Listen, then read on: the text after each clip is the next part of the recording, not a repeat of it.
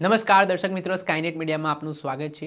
બનાસકાંઠા જિલ્લાના અંબાજી ખાતે આવેલા પાડલિયા ગામમાં થોડાક દિવસ પહેલાં એકાએક હિંસા ફાટી નીકળી હતી, જેમાં પોલીસ ઉપર અને વન વિભાગની ટીમ પર ત્યાંના સ્થાનિકો દ્વારા પથ્થરમારો કરી દેવામાં આવ્યો। એટલું જ નહીં, તીર કામઠા વડે પણ હુમલો કરવામાં આવ્યો હોય તે પ્રકારના ઘટનાક્રમો સર્જાયા હતા। આ ઘટના બાદ બનાસકાંઠાની પોલીસ દોડતી થઈ હતી। અંદાજે 47 જેટલા પોલીસ કર્મીઓ અને અધિકારીઓને ઈજા પહોંચી હોવાની માહિતી સામે આવી રહી છે। આ ઘટનાના પગલે સમગ્ર ગામ પોલીસ છાવણીમાં ફેરવાયું છે। અંદાજિત આ ઘટનામાં કહેવાઈ રહ્યું છે કે જે પોલીસ અધિકારીઓ અને કર્મચારીઓને ઈજા પહોંચી છે, લોહીલુહાણ હાલતમાં તેમને હોસ્પિટલ ખસેડવામાં આવ્યા છે। તેમાં એવું કારણ છે કે ફોરેસ્ટ વિભાગની એ જમીન છે, ફોરેસ્ટ વિભાગનો દાવો છે કે તે જમીન ખાલી કરાવવા માટે તેમની ટીમ ત્યાં પહોંચી હતી। આ દરમિયાન ગ્રામજનો પહેલાંથી જ ઉશ્કેરાયેલા હતા અને તેમના દ્વારા એકાએક હુમલો કરી દેવામાં આવ્યો। આ ઘટના બાદ બનાસકાંઠા પોલીસના અધિકારીઓ પણ દોડતા થયા હતા। આ મામલે શું કહી રહ્યા છે બનાસકાંઠા એસપી પ્રશાંત સુંબે, તેમને સાંભળો। નમસ્કાર, હું પ્રશાંત સુંબે, પોલીસ અધિક્ષક બનાસકાંઠા। બનાસકાંઠા જિલ્લાના અંબાજી પોલીસ સ્ટેશન વિસ્તારના પાડલિયા ગામ વિસ્તારમાં વન વિભાગ તરફથી રોપાના વાવેતરની કામગીરી કરવામાં આવતી હતી। તે સમયે 13/12/2025ના રોજ જે વન વિભાગના કર્મચારી અધિકારી હતા તેના સાથે પોલીસ વિભાગના અધિકારી કર્મચારી અને રેવન્યુ વિભાગના અધિકારી કર્મચારી પણ હતા। તે સમયે જે એસી ભારત સંગઠનના લોકો છે કે જે સંવિધાન સરકારમાં માનતા નથી, તે લોકો દ્વારા અવરોધ ઉપસ્થિત કરવામાં આવે।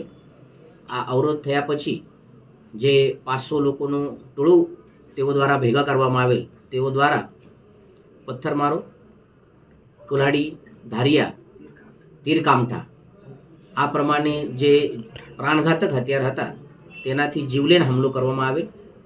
આમાં તમામ વિભાગના કુલ 47 જેટલા અધિકારી કર્મચારીઓને જીવલેણ ઈજા પહોંચાડેલ છે। તેની સારવાર કાલથી શરૂ હતી। અત્યારે જેની ક્રિટિકલ પરિસ્થિતિ હતી તે આઉટ ઓફ ડેન્જર થયેલ છે, પરંતુ 8 થી 9 અમારા અધિકારી કર્મચારી તમામ વિભાગના સારવાર હેઠળ છે। તેમાંથી કોઈ આઈસીયુમાં પણ છે, પરંતુ અત્યારે પરિસ્થિતિ સામાન્ય છે। સ્થળની જગ્યા ઉપરની પણ પરિસ્થિતિ સામાન્ય છે। આ જે બનાવ બનેલ હતો, આ બનાવ અનુસંધાને ભારતીય ન્યાય સંહિતાના અને damage two public property act અંતર્ગત ગુનો પણ દાખલ કરવામાં આવેલ છે। આ ગુનો ખૂનની કોશિશ, ધાડ અને રાઇટિંગના કલમો હેઠળ દાખલ કરવામાં આવેલ છે। ગુનો કોઈ વ્યક્તિ વિરુદ્ધ નામજોગ અને 500ના જે ટોલા હતા તે ટોલા વિરુદ્ધ દાખલ કરવામાં આવેલ છે।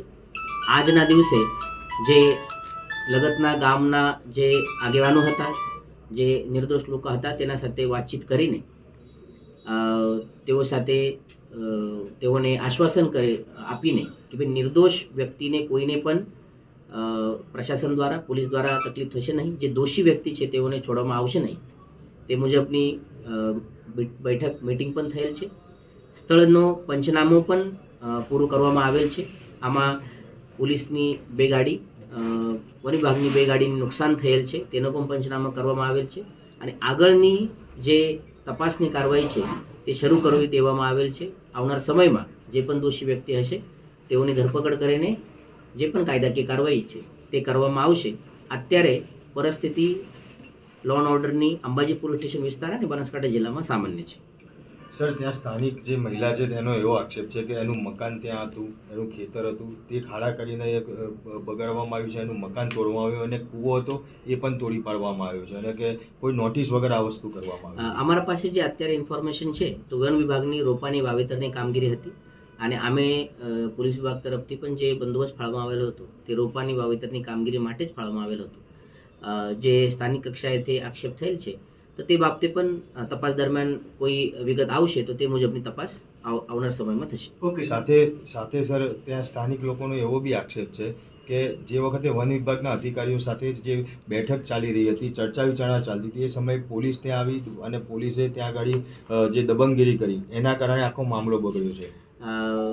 જે પરિસ્થિતિ હતી તે મુજબની આપણે હું બ્રીફિંગ કરેલી છે અને મને આ કહેવાનું છે કે જે પરિસ્થિતિ જે મુજબ પોલીસ દ્વારા, વન વિભાગ દ્વારા હેન્ડલ કરવામાં આવેલ, કેમ કે જીવલેણ હુમલો હતો અને તેમ છતાં પોતાનો જે બળ છે તે બળનો બહુ સંયમિત રીતે વાપર કરીને આ પરિસ્થિતિમાંથી માર્ગ નીકળવામાં આવેલ છે, જેનાથી કોઈ પણ બંને પાર્ટી તરફથી કોઈ પણ જીવિતહાનિ થયેલ નથી. આને બહુ સારી રીતે આ મામલો શાંત થયેલ છે.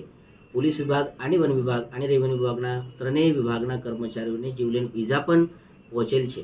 અને જે પણ એલિગેશન હશે, કઈ પ્રકારે બળનો પ્રયોગ થયેલ છે, તે તપાસ દરમિયાન ખુલશે જ. અને મને લાગે છે કે જે દોષી વ્યક્તિ હશે તેને છોડવામાં આવશે નહીં. આપણે સાંભળ્યા હતા બનાસકાંઠાના એસપી પ્રશાંત સુંબે. હાલ તેમનું મોટું નિવેદન સામે આવ્યું છે. આ ઘટનાના સંદર્ભમાં કોઈ અનિચ્છનીય બનાવ ન બને તે માટે પોલીસ દ્વારા હવે સમગ્ર ગામમાં પોલીસ ખડકી દીધી છે. સાથે જ જે હુમલાખોરો છે, જેમણે પોલીસ પર હુમલો કર્યો છે, તેમની સામે પણ હવે કડક કાર્યવાહી કરવાની શરૂઆત કરી છે. દર્શક મિત્રો, આવા જ વિડીયો જોવા માટે સ્કાયનેટ મીડિયા જોતા રહો.